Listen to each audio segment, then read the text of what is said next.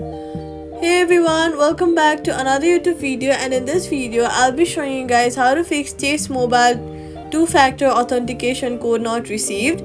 If Chase isn't sending you two-factor authentication code, the problem is almost always your phone settings. Try this.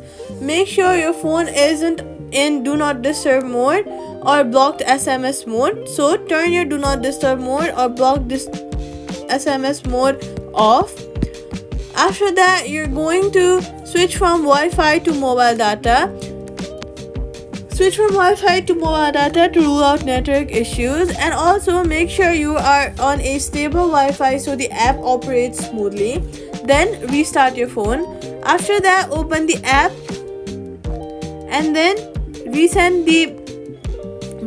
tap on resend the code after 60 seconds. Then try email verification instead of SMS if you had done the SMS, or vice versa. Tip: if you use Google Voice or VoIP numbers, Chase often blocks them. And that's it. Subscribe for more quick fixes.